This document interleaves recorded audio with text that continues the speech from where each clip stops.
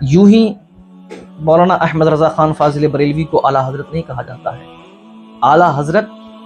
یا کچھ لوگ اعتراض کرتے ہیں کہ سب کو تو حضرت کہا جاتا ہے، لیکن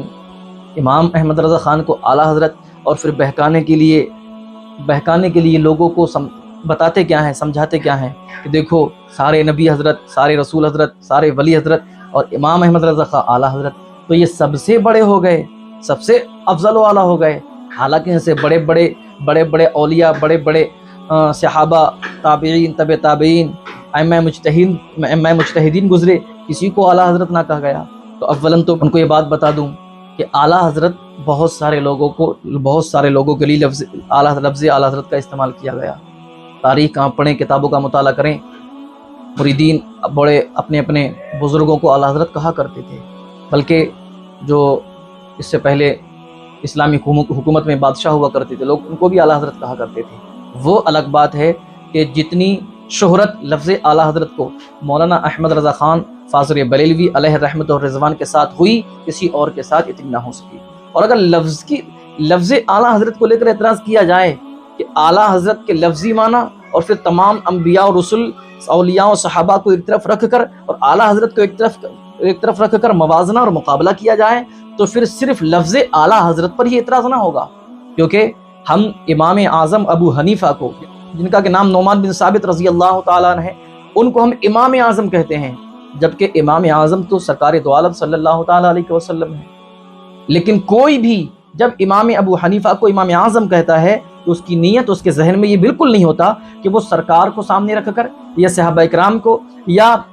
امام حسن، امام حسین کو یا دیگر جو ائمہ گزرے ان کو سامنے رکھ کر یہ کہتا ہو کہ امام اعظم سب سے بڑے امام، نہیں، بلکہ فقہ کے اندر جو امام، اس دور کے جو امام، چاہے امام شافعی ہوں، امام احمد ہوں، امام مالک ہوں، یا امام اوزاعی ہوں، امام ابو یوسف ہوں، امام محمد ہوں، امام سفیان بن ثوری ہوں، امام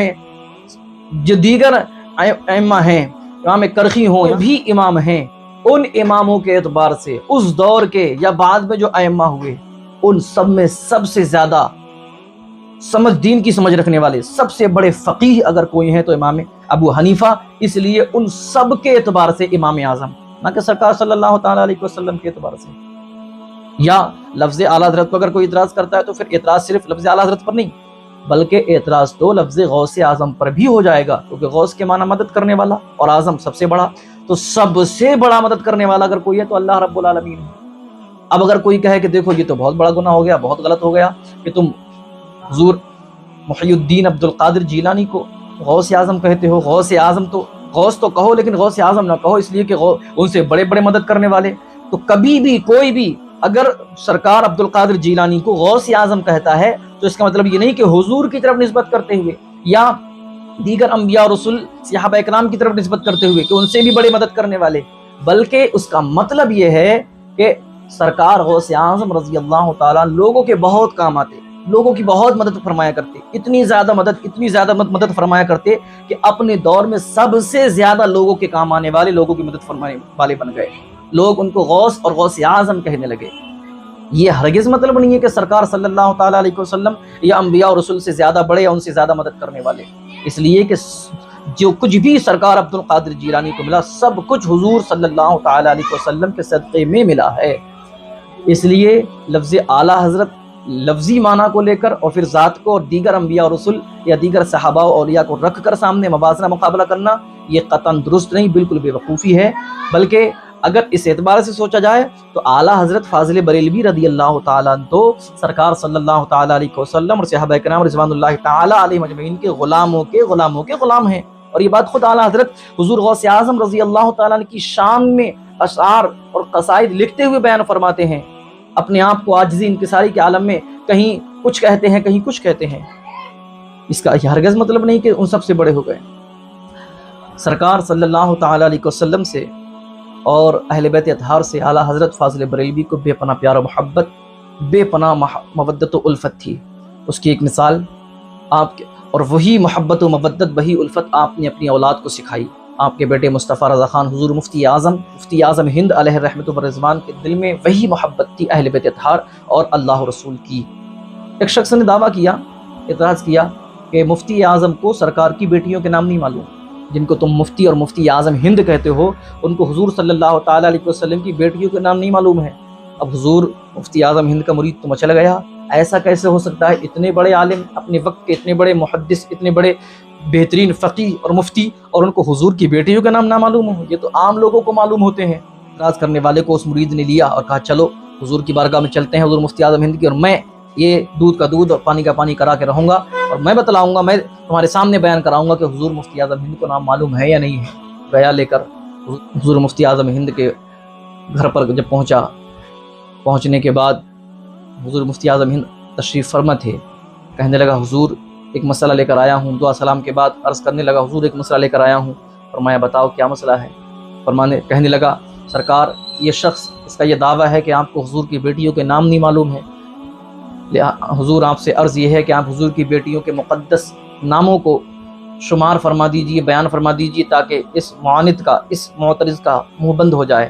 سرکار مفتی اعظم ہند علیہ الرحمت والرضوان اٹھے اور گھر کے اندر چلے گئے۔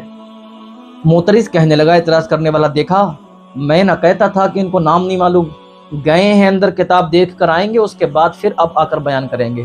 مرید بھی حیران رہ گیا کہ آخر معاملہ کیا ہے؟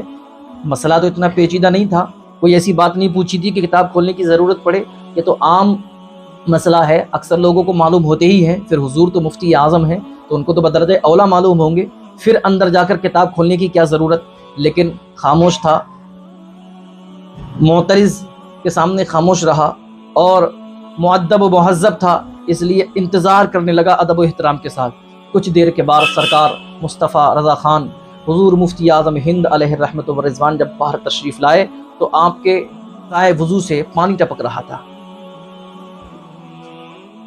آپ نے آ کر نام بیان کیے، نام شمار کرائے،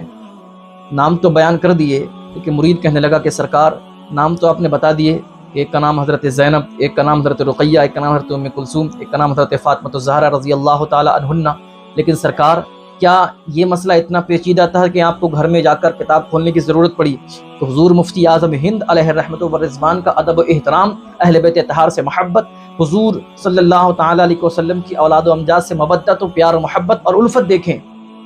سرکار مفتی اعظم فرماتے ہیں سنو، جس وقت تم نے سرکار کی بیٹیوں کے نام بیان کرنے کے لیے مجھ سے کہا، اس وقت میرا وضو نہیں تھا، اور میری محبت یہ گوارا نہیں کرتی ہے کہ میں حضور کی بیٹیوں کے نام بغیر وضو لیا کروں۔ اللہ اکبر! اس لیے میں پہلے وضو کرنے گیا اور وضو کرنے کے بعد پھر آ کر میں نے سرکار کی بیٹیوں کے نام شمار کرا۔ یہ محبت و مودت سرکار اعلیٰ حضرت اور آپ کے خاندان کی نبی پاک صلی اللہ تعالی علیہ وسلم کی ذات بابرکت اور آپ کی اولاد و امجاد کے ساتھ تھی۔ اسی لیے اللہ رب العالمین نے اعلیٰ حضرت فاضل بریلوی کو وہ انعام و اکرام عطا فرمایا کہ آج